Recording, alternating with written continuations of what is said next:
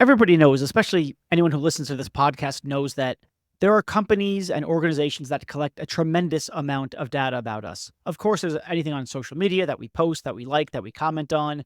But then there's also things like we purchase things with our credit cards. We are in the background of someone else's photo. We ring a doorbell where there's a ring camera. So there's just all sorts of ways in which data about us gets acquired.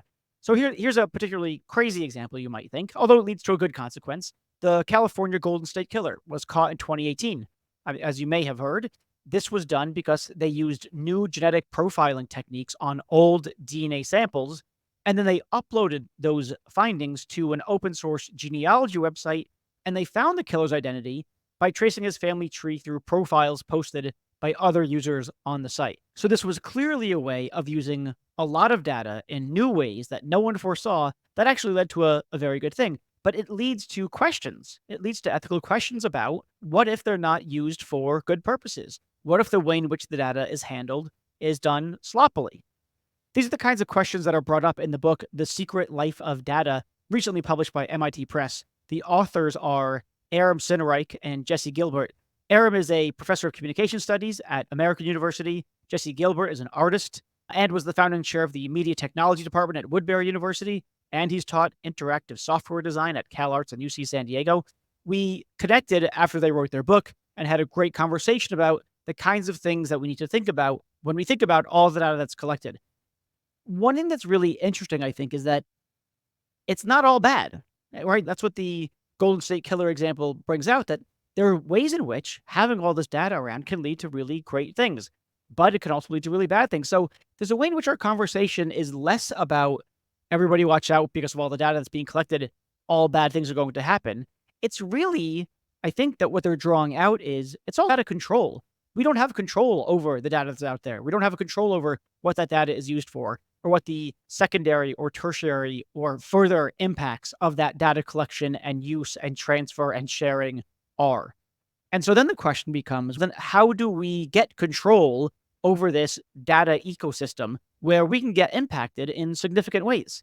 And the answer is not that it's just the government or that's part of the picture, but the other part of the picture, the other part of the solution to the puzzle is that we need a kind of cultural shift to how we think about data, how we generate data, how we share with other people, how we talk about our own data with other people. For instance, to take a somewhat mundane but interesting example, asking someone to turn off their Amazon Alexa because you think that it's collecting data about you and you're not comfortable with that fact. So how we as a culture and not just from a government or legal perspective should approach it is part of the topic of this very interesting conversation. That's all I have by way of intro. It's a great conversation. Hope you enjoy it.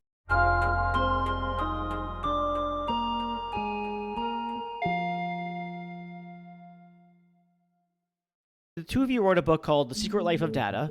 And from what I gather, it's about the ways in which data about us gets collected in a whole host of unexpected, unanticipated ways, and then has a host of unanticipated, unexpected consequences. So that seems to be, I think, your major claim. Tell me if I've missed anything. And if you could, fill that in with some detail. What's the kind of data that we're talking about? What are the kinds of secondary or tertiary impacts that this has? Go ahead. Sure. There's a lot of different ways into this. Number one is just the question of what constitutes data. Typically, when we talk about data, you think about a bunch of ones and zeros. You think about what goes into a Microsoft Excel spreadsheet or an SQL database. And in reality, the world of data is much, much bigger than that. Basically, anything that gets fed into a digital sensor, like a microphone, a camera, a thermostat, a blood oxygen meter, or really anything connected to the internet that tells you something about the environment becomes data. And those data get encoded in all kinds of ways. Some of them are very structured. If you're encoding temperature data, you know that it's going to be n numbers of Fahrenheit or n numbers of Celsius. But a lot of data is unstructured. It's just random stuff that happens near a sensor. It might be background conversation that gets picked up by a mic, or it might be people walking in the background of a digital photograph that gets posted to a social media platform.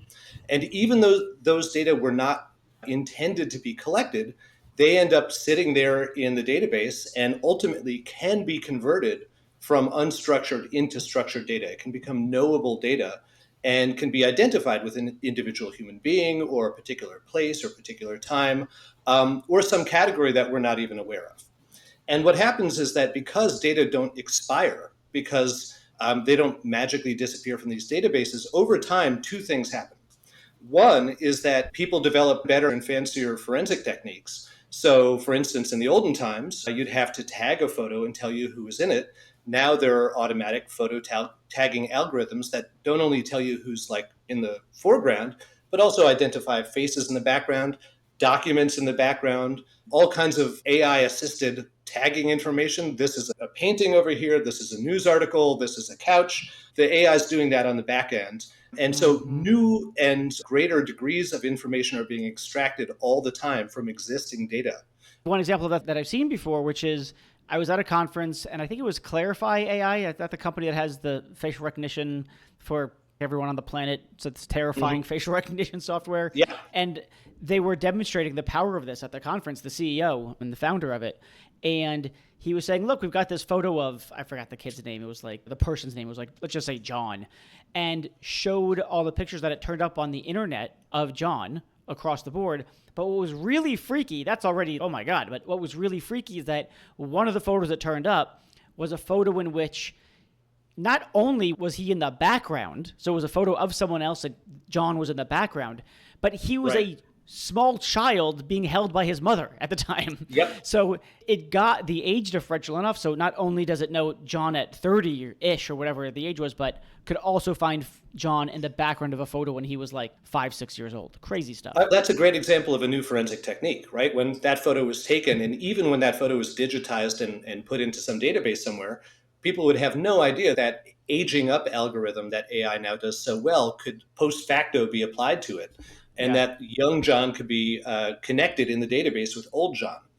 But then there's another level of this stuff that happens, which is that not only are all the different Johns in the database, young and old, foreground and background, all connected to the same kind of data object, this person, this human being, this registry in the database, John, but those data can be cross referenced with other stuff that's been sitting on other servers, like John's donation histories to political candidates, or John's medical records, or Sure. John's grades in elementary school.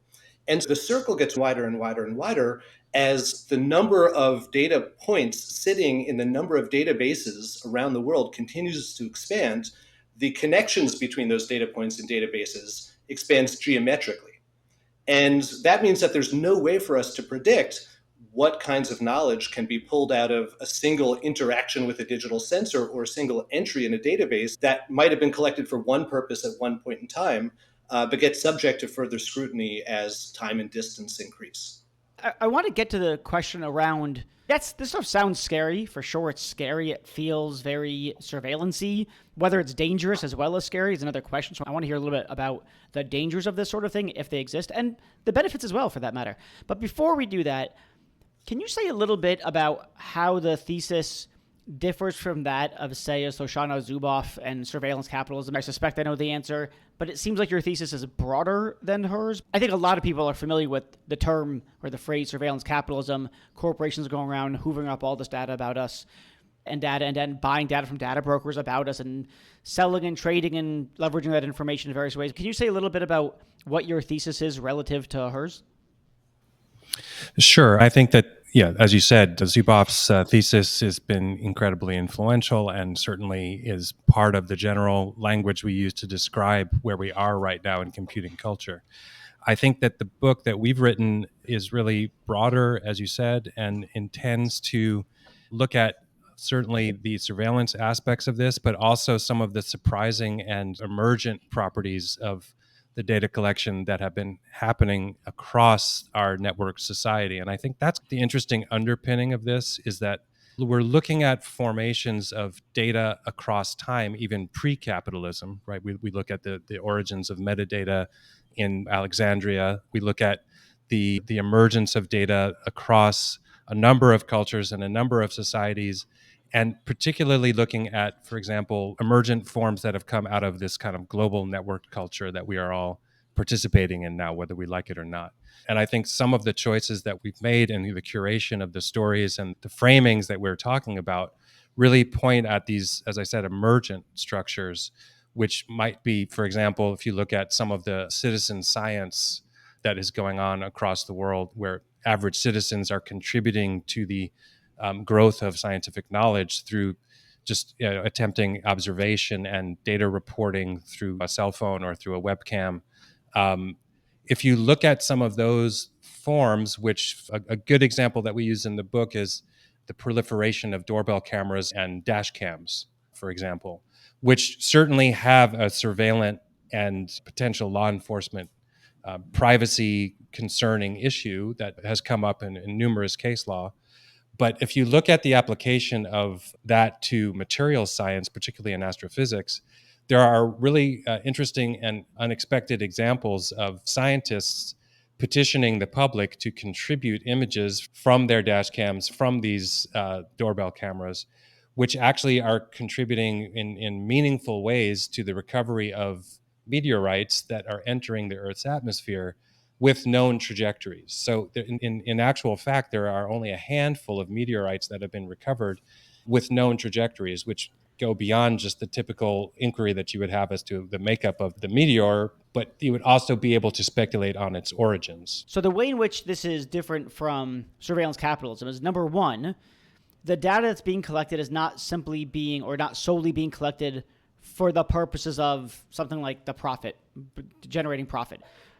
I take it that's part of the picture, but it's not the sole part of the picture, that there are lots of ways that data gets collected that have nothing to do with a business trying to make more money, like having the Ring doorbell or a dashboard cam or whatever it is.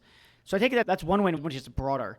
I don't quite fully see yet why it's not also surveillance, but like broader. It seems like your concerns are not only broader than capitalism, but broader than surveillance.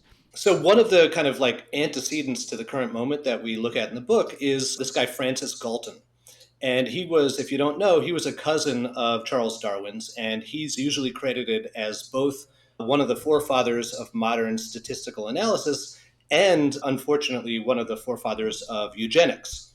And those two ideas were very closely connected in his mind. This notion that the more you could quantify the human species, and not just our bodies, but the way we build our societies and cultures, the more you could direct the evolution of the human species, drawing on the ideas of his cousin Darwin, towards some kind of like perfectibility aims, more beautiful, more moral, smarter, all the good things. And you hear a lot of that talk coming out of the kind of like Silicon Valley people these days as well. It's like an undying ethos in data cultures. So Galton decided to test this hypothesis by walking around the British Isles, like going to different cities and basically scoring the attractiveness of the women that he passed on the street by poking a little piece of paper in his pocket with a pin. And then he would look at the piece of paper at the end of the day, and he'd see a few pinpricks at the top for very attractive, a few at the bottom for not very attractive, and then a lot in the middle for somewhat attractive. And I'm cleaning up his rhetoric here. He was a really nasty piece of work. And what he wanted to demonstrate, and what he did demonstrate, he believed, was that the distribution of beauty follows like a bell curve, a normal distribution curve. And therefore, like all humanity follows a distribution curve like that, and all humanity can be predictably nudged in certain directions through selective breeding and social engineering and stuff like that. And that idea that was born at the same moment as modern statistical methods were born has been inherent to all of the systems that we've built around statistics ever since then. And so it's much more than industry, it's much more than surveillance, and it's much more than capitalism. It's a whole way of understanding human society that we have absorbed so deeply into our culture that we use the language of it without even thinking about it. We say, is this person normal or not? That began with the concept of the normal distribution curve. You might get I have an iPhone 15 Pro. Guess what? I'm an early adopter, right? That language is marketing language based on the concept of the diffusion curve of information, which is based on Galton's work. The average family consumes 15 quarts of milk per year, right? That notion of an average family, and the notion that we should make decisions about our society and about our economics and about our politics and about what to show on Netflix or not based on this notion of what an average family wants. All of those concepts seem so normal to us. See, I'm using the language too, normal, and so natural to us that we rarely question where they came from. But they've done tremendous damage to us because, of course, none of us is actually normal or regular or average. And when Speak for yourself. I can testify, having known you for a few minutes, that you're also not. Thank you. But the problem is that we begin to compare ourselves, we begin to internalize the logic of this kind of statistical analysis of society, and inevitably find ourselves wanting. And that has all kinds of psychological repercussions, cultural repercussions. Think about how the concept of normalcy has been used to persecute various kinds of minorities in our society over the past 200 years. Prior to that, people were persecuted, but there was a different rationale for it. They were being unholy or ungodly or whatever the criticism was at the time. So that's one example of how it's really not just, yes, everything Zuboff talks about is scary and dangerous, and we should not have these unfettered surveillance capitalistic industries collecting all the data and selling it about us for all kinds of reasons that she lays out really well. But the problem is actually larger and more pervasive than that, because unless we can imagine a way out of this bind by deconstructing Galton's interventions, we'll be trapped within not only surveillance capitalism, but the kinds of stochastically determined social control models that are becoming so prevalent in places like China right now, right? Where people have these social credit scores, and you can't visit a foreign country or get a bank loan or get accepted to higher education if your score is below a certain number. And that seems normal and logical to people who live within those systems and don't have a path to question them. So let me see if I can summarize all that. That was a lot and all very interesting. Let me see if I get it. Okay, so look, Reed, you're telling me there's a tremendous amount of data collected about me, you, and everybody else. And why would that matter? It turns out that having that kind of information and using it in a certain way encourages certain kinds of lives that are not ideal or optimal or conducive to human flourish or something along those lines. I say, Aram, how is that possible? And you say, once we get all this data about all these people, we start plotting them along a curve, and we say, okay, so look, these are the normal people, these are the normies, these are the freaks. And if we have more and more data, I take it, the thesis is something like, if we have more and more data about more and more people, we'll plot more and more distribution curves, we'll have more and more ways of evaluating people as normal or freaks. And so that's the way in which all this collection of data opens the door to certain kinds of social unjustified, in many cases anyway, unjustified critiques of people as being not normal. Do I have that right? I think that's one element of it, although I think it's a setup for a broader conversation, right? Because the idea of a distribution curve that is sort of observed as an emergent pattern out of a store of data, really it obscures something that is more fundamental to how we use data. And data itself we can consider it almost like a raw material. And when it's transformed into information, we have to acknowledge that's always done in a specific context. And that context has to do with not only the sort of immediate goals that we have, the problems that we're trying to solve, or the particular use case that we have for that information, but the paradigm under which we are formulating the question is also imprinted into how we conceive of the information. So this goes back to the thesis that we were talking about earlier, which is those paradigms evolve, right? Business models evolve, social context evolve, ethical norms evolve. All of that is something which we can say the data itself has no inherent use case. It has an n-dimensional use case in the sense that there's any number of contexts that it can be evaluated in, and how that information gets manufactured and then transformed into knowledge that can be used for inference or decision making in that specific context. Those are the areas that we are trying to focus on, right? And so we're trying to give concrete examples in the book of how those use cases inform the uses of the data. Okay, so let me respond to that in a kind of, I don't want to say uncharitable, but let me push back a little bit or something along those lines. All right, look, the world's a complicated place, right? It's very complex. You talked about the natural world. I take it you could include in that the social world, so the world that, say, humans have made. It's part of the stuff that's going on in the world is humans doing stuff with other humans to other humans. And we collect data about that and information, knowledge, blah, blah, blah. I've got some issues I could, as a philosopher, I don't love the particular distinctions that the final thing is knowledge as opposed to, say, belief, but okay, put that to the side. Okay, so what you're pointing out is, and this is me being overly flip, and I want you to correct for my flippancy. Okay, so we collect a bunch of data. We try to understand the world. We get things wrong. We can't collect all the data. We can't know all the things. We get things wrong. We have imperfect brains, imperfect minds. Yes, bias, fine, but also just plain old stupidity, just not very good at reasoning, not making logically invalid arguments, resting on assumptions we didn't know that we were resting on. So there's all sorts of ways that we could just get the world wrong, make false judgments, make bad judgments, make unwise decisions, forget about the facts, just being good at balancing the varying competing priorities. Okay, but look, the answer to that, does it mean something like there's something nefarious or something along those lines about data collection?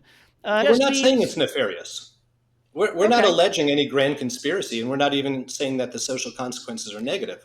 We're saying that because it's two things. One, we know for a fact that data will be generative and yield more and more information and knowledge down the line than for whatever purposes it was collected for.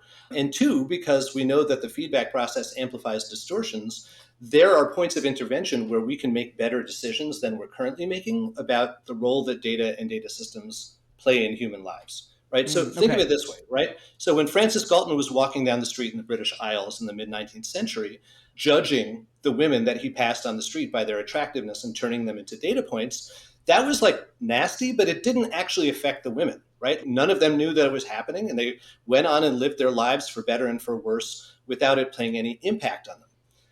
Now, when those same kinds of decisions are made about us, they get fed into databases where they affect all kinds of decisions that powerful institutions and other people make about us, right? Those decisions are now, I'm a professor, my students decide whether I'm good or not, and they put it into rate my professor, which causes students to either take my class or not take my class. Jesse Yeah. might go on a date, and the people who date him might give him 2 stars or 4 stars, and that'll affect whom he dates next. I don't know how dating app works. I've been with my wife since the 1990s, but Clearly I'm not. assuming there's some kind of rating dimension to the process. Think so. Or It's been a while. I'm wearing a biomedical device, biometric device, an Apple Watch, and my insurance company would very much like to get information from my Apple Watch, which Yeah. will determine whether or not I get the kind of treatment I need when I fall ill and how much I'll have to pay out of pocket for it. My car insurance company wants to track whether I'm stopping fully at stop signs or just rolling through them. Yeah. So all of those data points get fed back now into these interstitial systems that we have allowed to play a role in both making decisions and justifying our decisions throughout our entire social organization in ways that are largely invisible to us and in ways that mask the kind of human, because they're treated as objective, cold calculating data systems, they provide a kind of fig leaf or rationale for decisions where disproportionately get offered jobs for nurses, even if they're qualified as doctors. And Black people disproportionately get offered the opportunity to buy houses in this neighborhood, even if they've got more of a down payment than a white family might, right? And these are documented outcomes that exist throughout our entire digitally driven social institutional landscape. And none of those outcomes are nefarious or malicious in nature, or at least most of them are not. They're just the results of us inappropriately delegating human decision making processes to machines that we believe are more objective and better informed than we are, or using the existence of those machines as a justification for our own bad decision making process.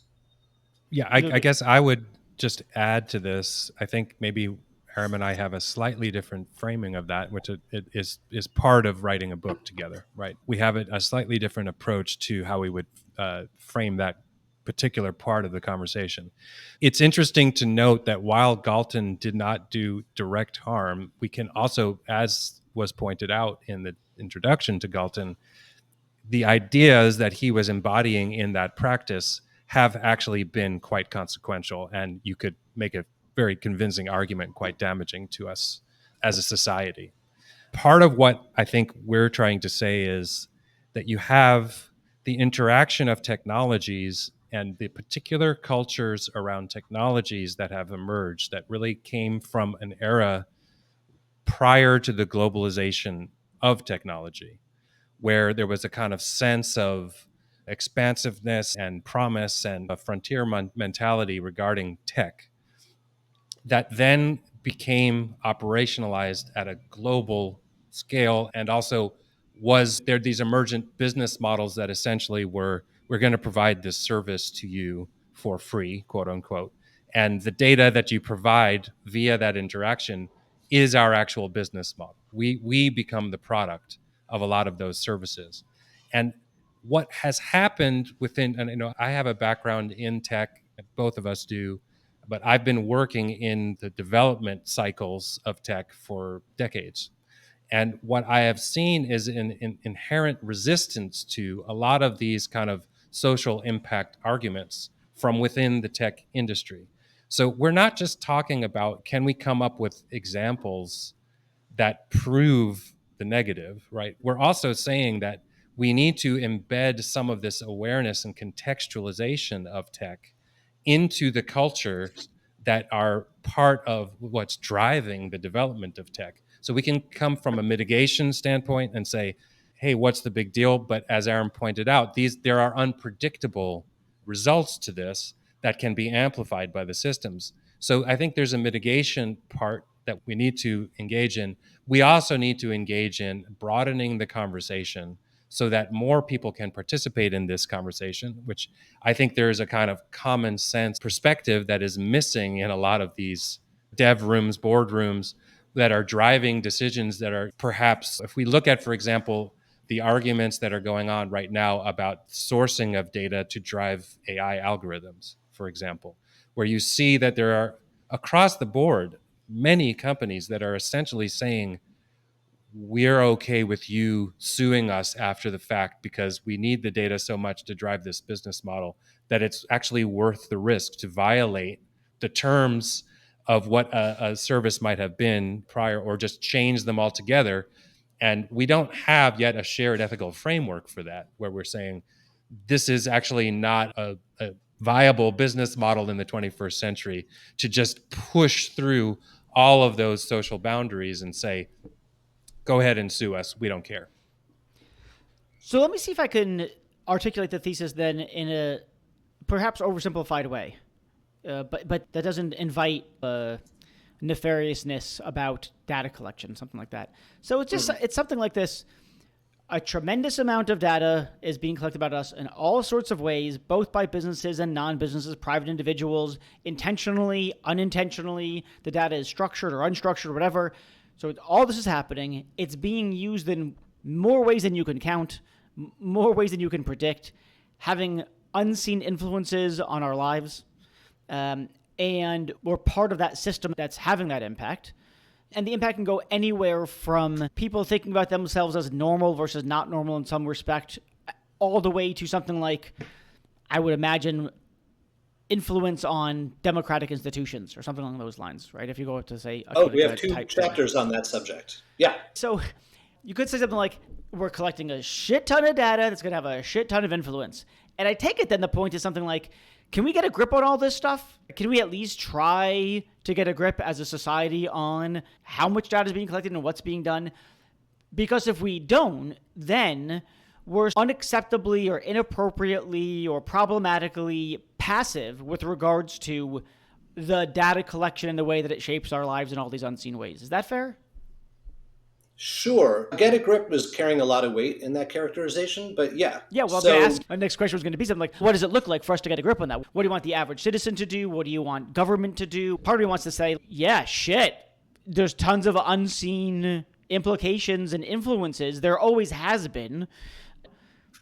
Short of regulations, barring certain kinds of explicitly bad shit, I don't know what's being called for. But I know, or at least I heavily suspect, that you want citizens to do things, you do want governments to do things. So what are the kinds of things that you think this calls for the average citizen to do? Sorry, I used average citizen. Is that bad? I don't know. See, once you hear it, you can't unhear it. All right, so shit. Okay, so what do you want those people to do? What do you want government to do? I actually think that the fundamental problem, I don't know if you can ever characterize this way, is it's something like a lack of control or increasing lack of control. And part of the reason for the lack of control is not merely that you don't have your hands on the steering wheel. It's that you can't even see the damn road to know whether you should be turning left or going straight. I like that metaphor. And we've delegated to the car the decision as to whether to turn left or go straight. And that car might have been built by Elon Musk, who doesn't care whether we live or die, No, right? he's a good guy. I'm kidding. So that's a great question. And that really is the question that our whole book is leading towards. And we're not like, this is, we're like scholars and practitioners. So we're not selling like a quick, like silver bullet that's, oh, the black swan's going to solve everything. Like, Of we don't course. have an answer like that.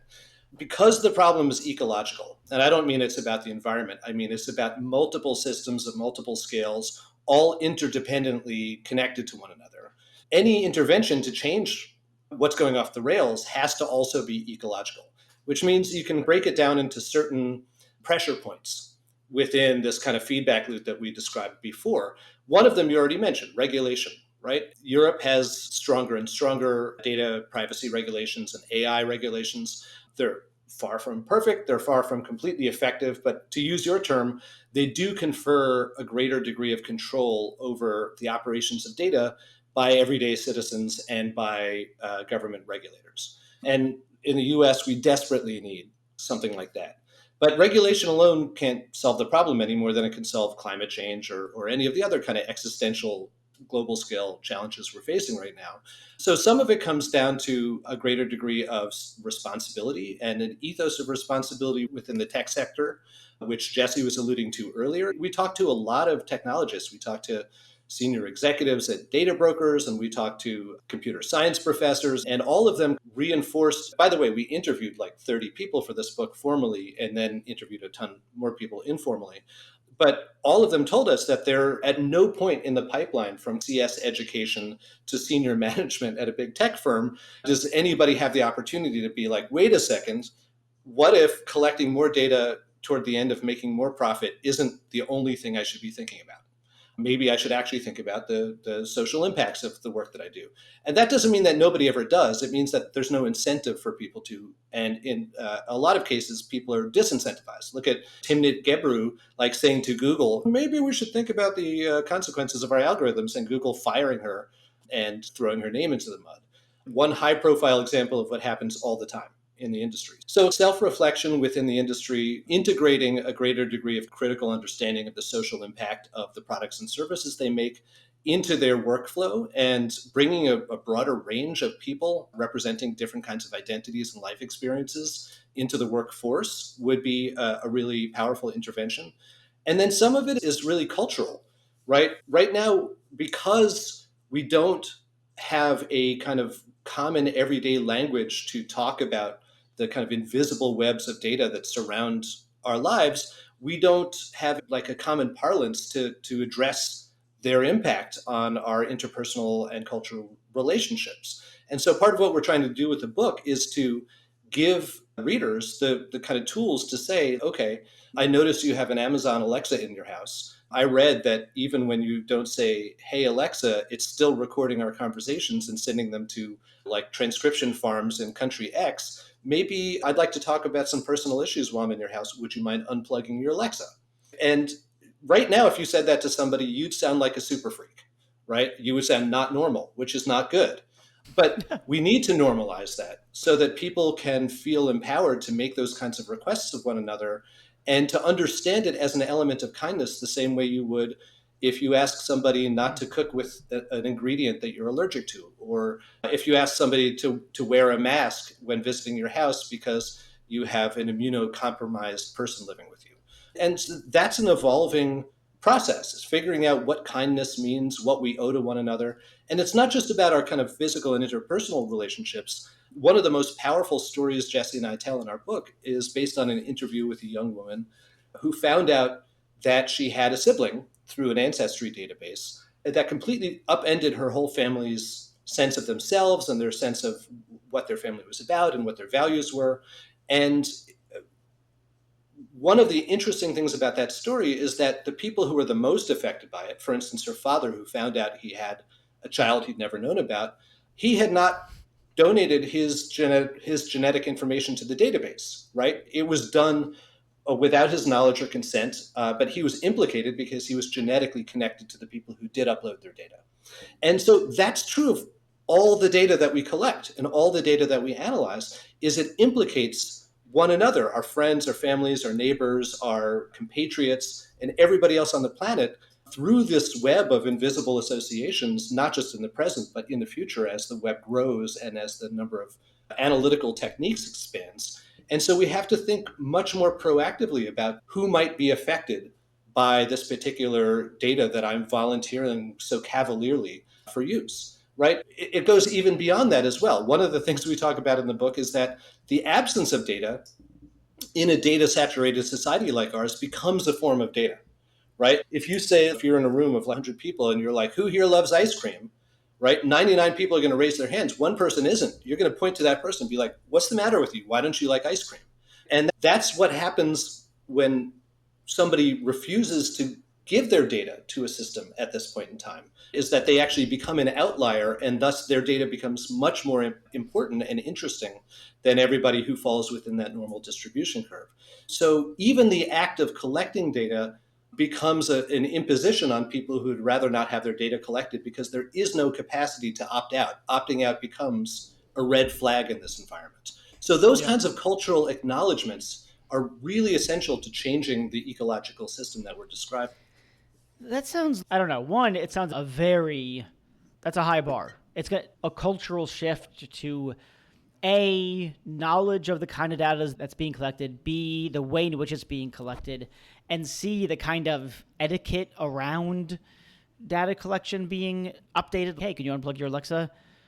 One, it puts a lot of onus on individuals that I think I'm inclined to think is about it. I have very little.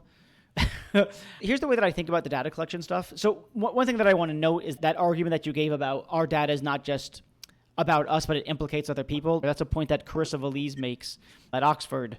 That's why she's against, quote unquote, like ownership of data. Because if you own your data, then you can do whatever you want with it, but you can't do whatever you want with it because it's not just about you, it's about all the people that it implicates. So it's an argument against ownership of data and thus full control over your data. So that's just one sort of point. I would question that syllogism, right? Go for it. Ownership is property is not the only mode of control that we have in society, right? It's and I agree with you. Like the pushing the responsibility onto the individual to fix collective problems is a great way to not fix problems. That's part of why climate change is such a disaster. Sure, I'm going to recycle my paper bags, but that's not going to stop ExxonMobil from drilling in the Arctic. Yeah. That's why I think about things like, I think the climate change example is a good one. I think about protection from predatory lenders. I have no idea what that entails. I have no idea how predatory lenders might come after me, might predate, might do whatever what tricks they might pull. I have no idea. I'm just happy that there are regulations that protect you from that sort of thing. Safety stuff, safety regulations for airplanes. I don't know shit about that, and I don't want to know, but I do want someone to know. And so this feels to me like the same kind of thing. If it's true that the sort of the wild world of data is potentially significantly dangerous, beneficial as well, but still significantly dangerous, then I don't see how we can put the onus on individuals and expect a cultural shift so much as we want regulations that are akin to airline safety, predatory lending, so on and so forth. Because the average person, my God, it seems impossible. Also, it seems so annoying, right? It's already annoying with masking. Like, oh, would you like me to put a mask on? Should I put it? It's already, I find that annoying. And so then we're going to add another data layer on that. Oh, can you turn your phone off and put it in this Faraday cage, and so that we can have I can't. It's too much. That's already being done at concerts, right? But I think that's true. But I don't want to turn my home into a concert venue. But in some ways, this is where the blurring of the lines between public and private spaces is really happening. And the thing that's interesting to me about this conversation is, again, I don't think we're saying that it's on an individual to solve it within their own behavior, but I do think that we need to talk about these things more with each other. I think we need to be educated. We need to put pressure on decision makers. We need to put pressure on corporations that are making decisions at scale. If you think about, for example, we talk about this sometimes between the two of us. If you think about the auto industry, when you think about the actual track record of that industry in terms of the marketing of innovation at the turn of the century, the horsepower argument and the transitional language, there were decades where there were no safety regulations for cars, and a lot of people died. A lot of people. We Yeah. as a society at that point prioritized innovation over safety, right? And it wasn't until we had, ironically, a lot of data about the deaths that were happening as a result of those practices that there was now an emergent consensus towards active regulation, and to the point where we have as a society accepted. There's very few people I know now who refuse to wear seatbelts, for example. Sure. There's still a few holdouts, but the point is that we can shift not only from a regulatory standpoint, but from a shared societal, attitudinal standpoint, and a set of shared values that we all embrace to not only protect ourselves, but to protect others. And I think Yeah. that what we're seeing with a lot of these sort of what I would call weaponized algorithms or Trojan horse type applications, where there's a kind of immediate sort of dopamine hit from playing this puzzle or sharing, taking a quiz and getting a personality test, that we understand that those are actually being used to Yeah. make high stakes decisions that have downstream consequences, and they should be regulated. Yeah, I hear you about the seatbelt thing. I think it's a great example. In terms of sort of plausibility, and this is obviously just empirical speculation on my part, obviously. The nice thing about people, this is not quite the right way to put it. The nice thing about people dying in cars without seatbelts is that it's very graphic. And someone can see that and be like, that's not for me. I'm going to put my seatbelt on. And part of the problem is that, as your book is about, it's not those immediate impacts into a wall. It's secondary, tertiary, quadrutiary. I don't even know what the next thing is, but it's the knock-on effects. And so, Yeah. thank you, nth level. It's the nth level impacts that are going to be so hard, if not impossible, for people to see. I worry from a marketing standpoint, as it were, selling that sort of cultural change in the way that we sold the cultural change of everyone wears a seatbelt. I worry about the plausibility of that. Yeah, I just don't know. Maybe I'm wrong. I think maybe the case is more akin to something like vegetarianism, where, people had moral objections. They started speaking up about it. I won't eat meat. They go to the restaurant. They tell their friends, well, yeah, we can eat there, but I'm not going to eat the meat. I could see things, and then, of course, vegetarianism and veganism has grown tremendously in the culture. Same thing with gluten-free stuff. Well, we have to acknowledge that the tech industry has responded to these criticisms by framing all of this as a friction that would stifle innovation, right? Yeah. This is the counter argument. And I think that what we're trying to say is that framing is inappropriate, that innovation comes in many different forms. One form is new features and staking out new territories and new business models, but other innovations have to do with acknowledging the context in which those are actually happening. What's interesting is to watch, for example, the arguments around self-driving cars, right? Because that's an intersection of an innovative, quote unquote, innovative technology that has to deal with a very well developed regulatory framework where you have people saying, no, there's a clear bar here. And yes, this is a dramatic example, but we could argue that may have stifled the innovation within the automotive industry. But what I think we're saying is that's an appropriate delay to make sure that people are not hurt. And yes, of course, there are many examples of, as we point out, emergent models that we can't predict. But the point there is to say that we should embed this conversation into all of those new business models, into all of the evaluations of those as we move forward. We're missing an important dimension of this as well, though, right? Which is that part of the reason that regulation can't be the thing that fixes everything is that the actors are not just commercial, they're also state and criminal and other, right? Like trolls or hackers. It's not bounded by, like, these networks aren't United States networks, these are global networks. So you think about stuff like Cambridge Analytica and the role that it played in the US 2016 elections. Sure, there were a lot of vulnerabilities opened up by the business model and crappy code of Facebook, now Meta, but they were actively exploited by an international set of actors, including a British based analytics company, the Russian government, Steve Bannon, who is like just a global level troll, and micro level processes that had nothing to do with regulatory frameworks. Like a lot of the data that allowed Cambridge Analytica to target its most susceptible victims came out of very private, or what people believed were very private, online support groups for sexual abuse within religious communities. So it's a scalar issue, right? The government level is just one scalar level out of many that combine to produce these consequences. Yeah, no, you're right. It sounds like I agree with you, the general point anyway, that it all feels, because it is, out of control. There's all these sorts of impacts, and yes, there's no silver bullet. As you said earlier, Aram, right? There's regulations are perhaps necessary, but they're far from sufficient. A cultural shift is maybe necessary, hopefully not, but maybe necessary, but not sufficient. And there's no silver bullet, so we need a sort of a suite of solutions. Great. I hope we figure them out. Let me know if you get them all figured out and implement it. You have my vote. I appreciate that. Do I have your money, though? No. It's the only thing I care more about than my data is my money.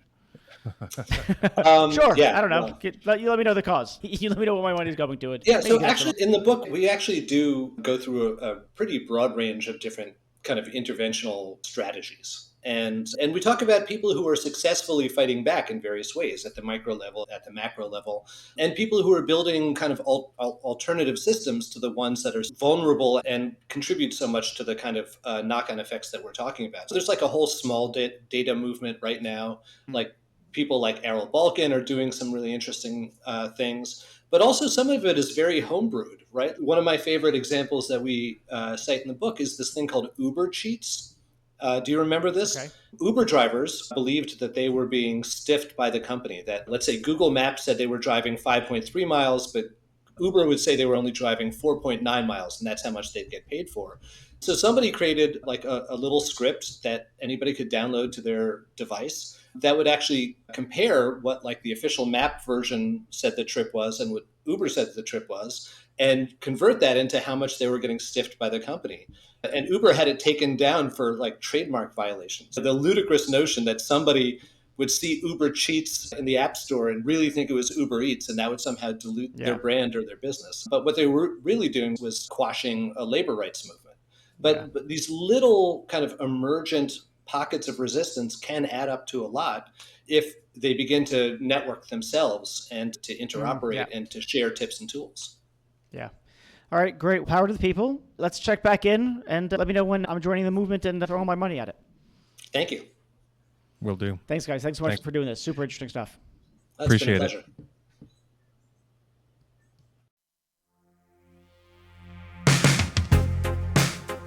Thanks so much, everyone, for listening. And now let me thank the people who have made this podcast possible. So first of all, we have Delano Alexander. He's been with me since day one.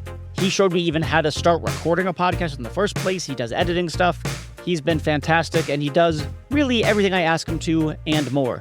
I've never met anyone else who just says so much. Yeah, I don't know how to do that, but I'll figure it out. What more could you ask for in a producer? Next up, Jennifer Strong, my podcast guru. I don't know what else to call her. She just has advised me on how to design the podcast, how to grow it, and she's responsible for, if you like, this kind of season 2 relaunch and everything around it. So thank you to you, Jennifer. Next up, Meg Marco, responsible for all the excellent artwork. Before I did the artwork, I didn't really know what I was doing. We put it together. It worked well enough, but I think Meg really did a phenomenal job bringing everything together. Garrett Lang, sound engineer that I frankly don't deserve. He's just too good for this podcast. Don't tell him I said that, though. Next up, Benjamin Koltgen. He is a professor of philosophy who has helped me source guests, identify who's interesting, who has things to say, etc., etc. So without him, I wouldn't have anyone to talk to. And then finally, Ashley Wasylenko, who helps with all manner of administrative things, making sure that the podcast guests find their way to the podcast, can schedule the recording, get their bios and headshots, and really just keeping the show on the rails and me organized. Thanks to all of you. Really appreciate all your hard work.